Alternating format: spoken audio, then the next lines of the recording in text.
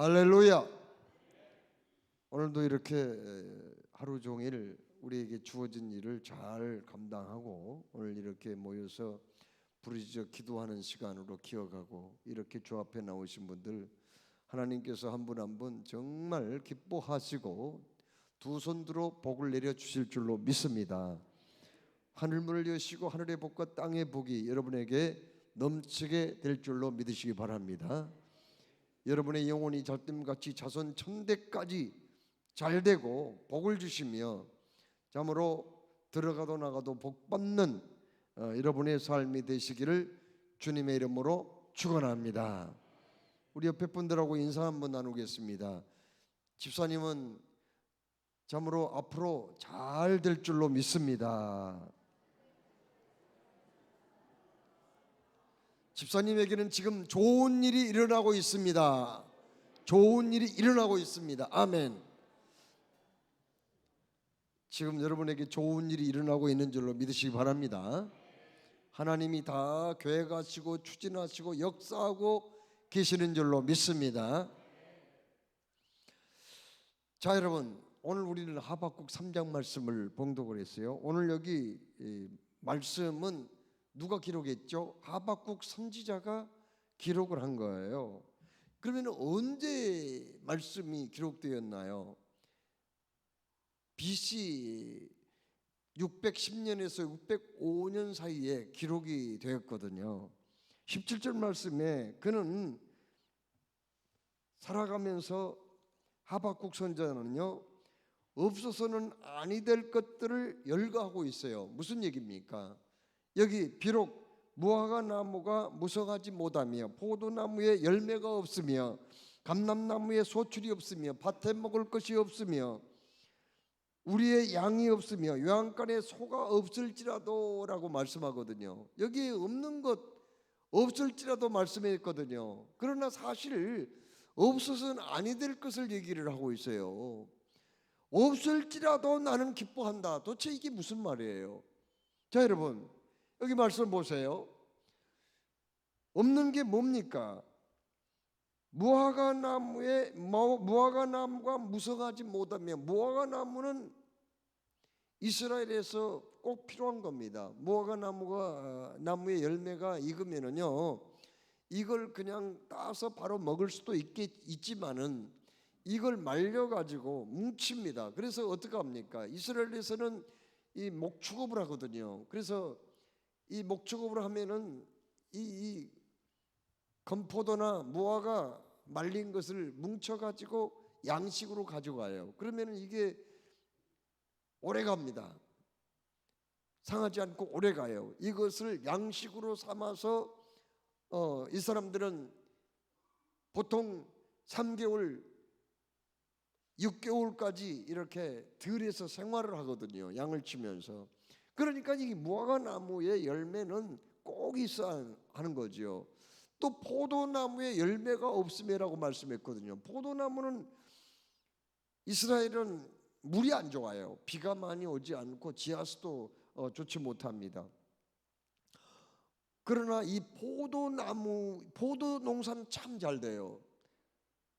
제가 이스라엘 갔을 때 어느 한 지역을 갔더니 그냥 길 양옆에 포도나무 그 포도원이 있는데 차가 한 1시간 정도 달렸거든요. 그때까지 그 포도원이 계속 연결되어 있는 곳들이 있더라고요. 그 땅은 이 포도 농사가 잘 돼요. 포도나무 열매, 포도 열매는요, 이 열매는 식수가 부족한 이스라엘 사람들에게 아주 천연 음료를 제공하는 거예요. 이 포도즙을 짜가지고 이것을 좀 끓입니다. 끓이면은 이게 굉장히 오래 가요. 그러면 어디다가 보관하죠? 가죽 부대, 짐승 잡으면은 이 양을 잡으면은요, 이게 주둥이 있는 데를 꽁꽁 묶습니다. 그래서 거기다가 포도즙을 집어 넣고요. 그 다음에 또 끄트머리를 또 그냥 칭칭 잘 묶습니다. 그래가지고 이걸 이제 가지고 가는 거예요. 그러면은 이게 영양분도 아주 좋고 또 식수로는 그만이에요. 이걸 또 발효를 해가지고 포도주로 마시기도 하지요. 그리고 이걸 건포도로 또 이제 말려가지고 양식으로 사용하기도 합니다. 이거 이 포도나무 이 열매는 이스라엘에서 꼭 필요한 거예요. 없으면 안 되는 거예요. 그런데 왜 없어도 괜찮다는 거예요?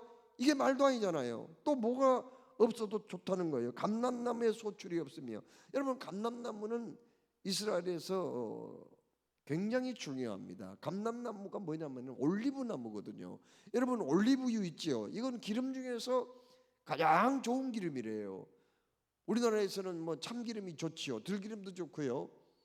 뭐 콩기름도 많이 사용하지요. 그러나 가장 그 좋은 이 기름은 감람나무유예요. 이 올리브유라고 그러더라고요. 좋은 기름이에요. 이 올리브로 기름을 짜가지고 이건 어떻게 합니까? 이건 식용으로도 쓰고요. 그 다음에 불을 밝히는 데 쓰는 거예요. 그 당시에 왕이나 제사장, 선지자를 세우려면은 기름을 부어서 세우는데, 이 기름 부어 세울 때 감람유로 주 원료를 해가지고 이제 그 향유를 만드는 거예요. 그 다음에 감람유는 그 성전 안에 금촛대가 있거든요. 7개의 금 등잔이 있어요. 거기다가 기름 부어가지고 심지불을 밝히기도 하거든요.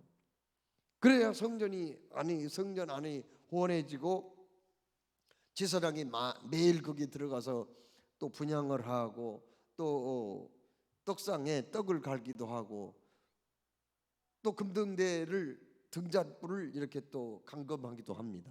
이게 꼭 필요한 거예요. 굉장히 중요한 겁니다. 여기 감람유는요. 그런데 감람나무에 소출이 없어도라고 말씀했거든요. 또 뭐라고 그랬어요? 밭에 먹을 것이 없으며, 밭에서 나는 건 뭐죠? 밀, 보리, 채소잖아요. 이건 주식이에요. 이게 없어도 좋다. 도대체 이게 말이나 돼요? 또 뭐라고 말씀했어요? 우리의 양이 없으며, 양은 우유를 제공합니다. 그리고 우유는 버터나 치즈를 만들기도 하죠. 또 그 양은 또 어디다 쓰는 거죠? 그 털로 옷을 만들어 입습니다.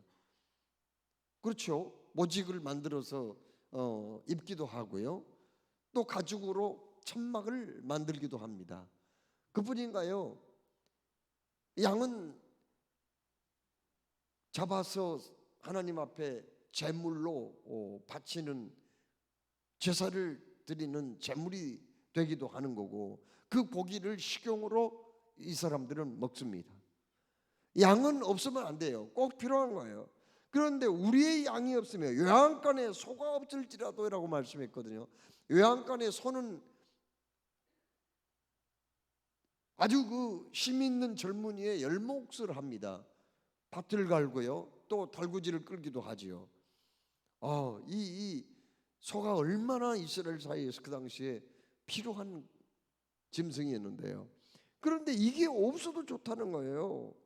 이게 좀 알고 보면은 여기에서 없으며 그렇게 얘기했는데, 없으면 안 되는 거예요. 다 필요한 거예요. 그런데 왜 하박국 선지자는 지금 없어도 좋다 왜 이런 소리를 하고 있는 거예요? 지금 이 사람 광신자 아니에요?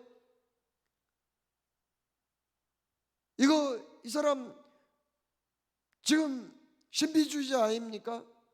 아니 어찌하여 밭에 소출이 꼭 필요한데 그거 없어도 좋다는 거예요? 외양간에 소가 필요한데 왜 없어도 좋다는 거예요? 왜 감람나무에 소출이 없고 포도나무 열매가 없고, 또 왜 무화과나무에 열매가 없어도 좋다는 거예요? 거기다가 오늘 말씀 뭐라고 말씀했을까? 16절에 내가 들었으므로 내 창자가 흔들렸고 그 목소리로 말미암아 내 입술이 떨렸도다. 무리가 우리를 치러 올라오는 환난 날에 내가 기다림으로 썩히는 것이 내 뼈에 들어왔으며 내 몸은 내 처소에서 떨리는도다. 무슨 말씀인가요? 지금 전쟁까지 지금 일어나고 있어요. 전쟁의 소식이 들려오고 있는 거예요. 오늘 여기 말씀은 이스라엘이 최대 위기를 맞았을 때 기록한 말씀이거든요. 여러분, 이스라엘, 북쪽 이스라엘은 이미 BC 722년에 망해버렸어요, 아수라한테. 그 다음에 남쪽 유다만 남아있는데, 남쪽 유다도 지금 여호야김 왕 때였거든요. 여호야김 왕 때 어떤 일이 벌어졌는가? 신흥 바벨론 제국이 애굽하고 싸움을 해가지고 전쟁에 승리를 거둡니다.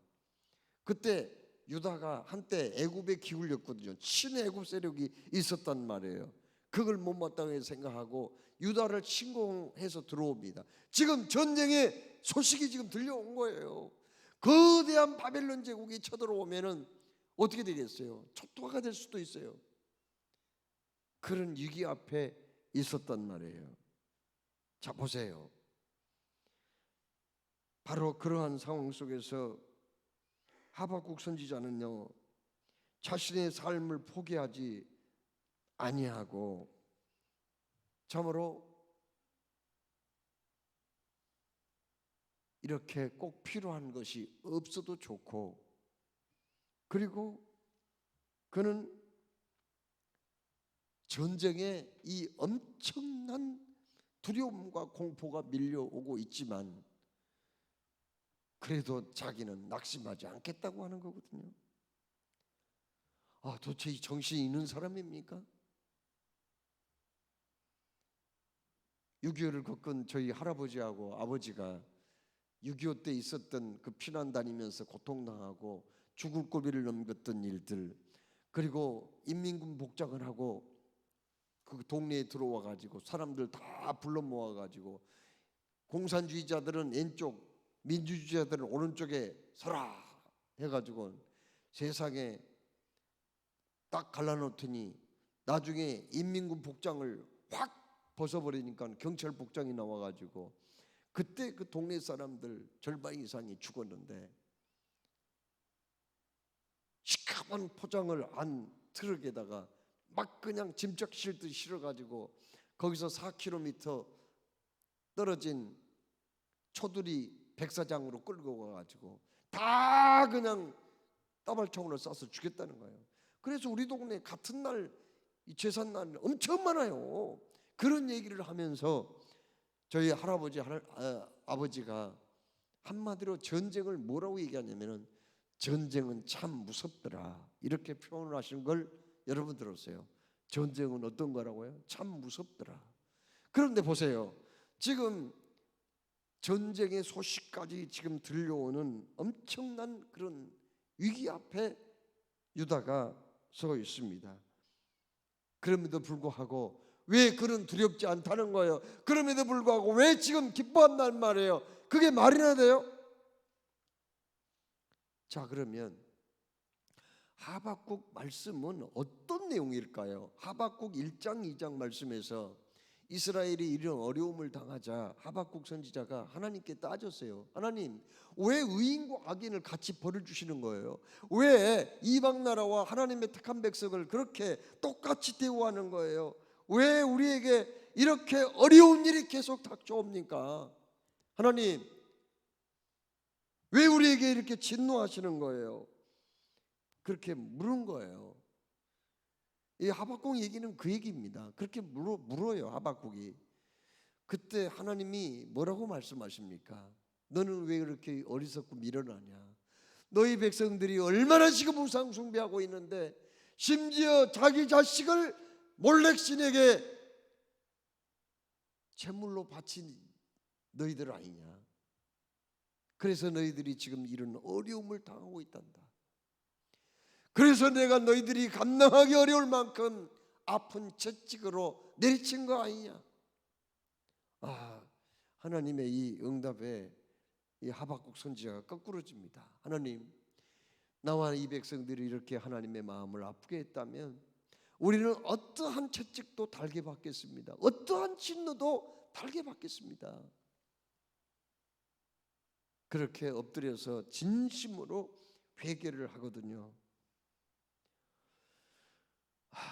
정말 하나님 앞에 철저하게 회개를 합니다. 하나님, 우리는 하나님이 살리시면 살고 죽이신다면 죽고 이제부터는 하나님 앞에 모든 것을 다 맡기고 오직 하나님 한 분만을 의지하겠습니다. 이렇게 다짐을 합니다.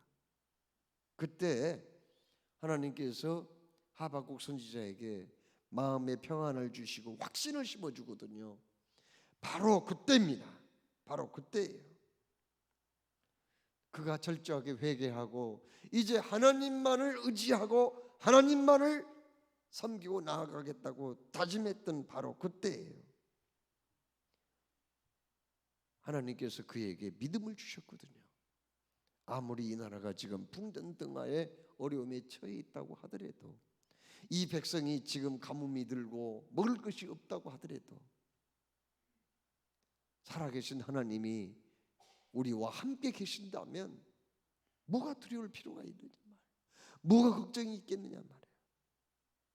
그래서 18절 19절에 나는 여호와로 말미암아 즐거워하며 나의 구원의 하나님으로 말미암아 기뻐하리로다. 주 여호와는 나의 힘이시라. 나의 발을 사슴과 같게 하사 나를 나의 높은 곳으로 다니게 하시리로다. 아멘. 하나님께서 사랑하신 여러분, 우리가 세상 살다 보면은요 꼭 필요한 것들이 없을 때가 있어요. 돈이 필요한데 없어. 건강이 필요한데 건강하지도 못해. 직장에 취업을 해야 되겠는데 그것도 잘 안 돼. 그러면 우리가 이 문제를 어떻게 해결할 수 있을까요?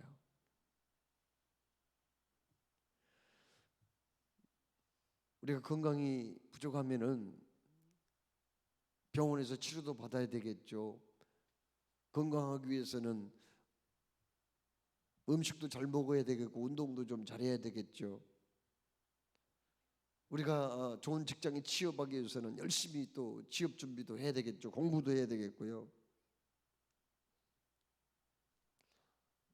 그러나 그것만으로 모든 게 다 해결될까요?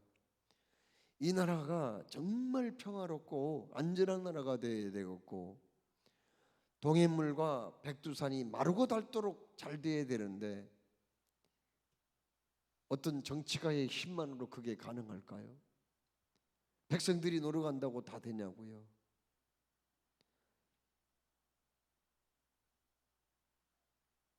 한 개인의 생사화복을 주관하시는 분은 오직 하나님이신 줄로 믿으시기 바랍니다. 한 국가의 흥망성쇠 그리고 세계 역사를 주관하시는 분은 오직 하나님이신 줄로 믿으시기 바랍니다. 하나님 손에 있는 거예요. 하박국 선지자가 처음에는 하나님께 현실을 원망했어요. 불평했습니다. 하나님, 왜 우리들에게 이런 어려움을 주시나요? 그러나 나중에 이 백성이 하나님을 멀리하고 떠났기 때문에 진노의 채찍을 내는 것이라는 말씀을 듣고 하나님, 그렇다면 우리에게 어떤 채찍도 달게 받겠습니다. 그리고요, 이제부터는 오직 하나님 한 분만을 의지하겠습니다. 여기 없을지라도 6번이나 반복하고 있잖아요. 왜 없을지라도 기뻐한다는 거예요?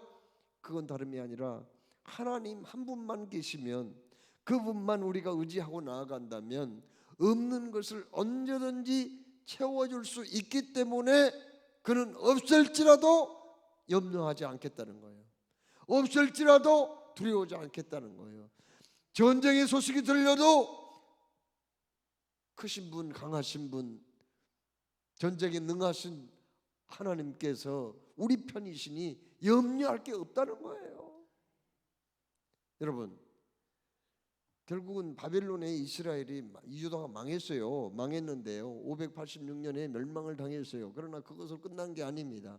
하나님의 약속의 말씀대로 70년 만에 해방이 된 거예요. 그리고 어떻게 됐을까요? 이스라엘을 망하게 했던 포로로 끌고 갔던 바벨론은요 어디에 망합니까? 페르시아에 망하고 마는 거예요.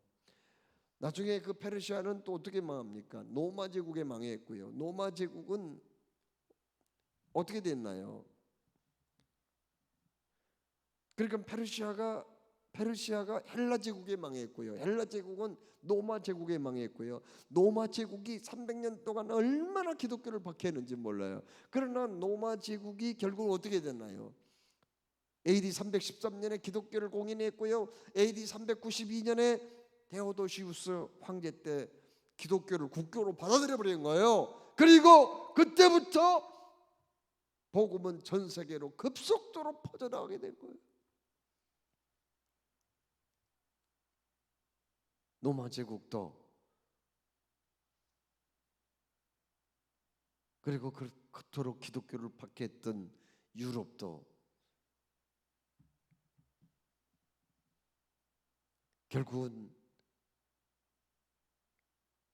하나님의 능력 앞에 복음 앞에 무릎을 꿇게 되었다는 거거든요. 자, 오늘 말씀 결론은 무엇인가요? 오늘 하나님이 우리에게 그렇게 말씀하세요. 너희는 먼저 그의 나라와 그의 의를 구하라. 그리하면 이의 모든 것을 너희에게 더하시리라. 아멘. 하나님만 붙들라는 거죠. 주의 말씀만, 약속의 말씀만 붙들고 나가는 거예요. 그러면은 나머지는 알아서 다 해결해 주신다고 약속하심을 믿으시기 바랍니다. 그렇습니다.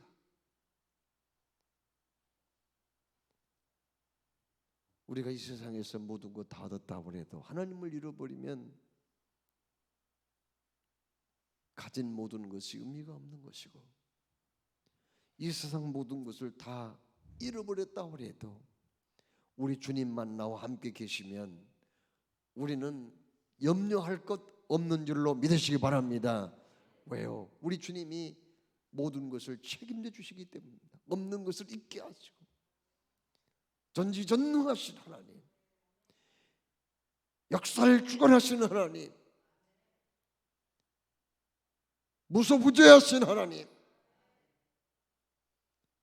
참으로 선하신 하나님, 사랑의 하나님께서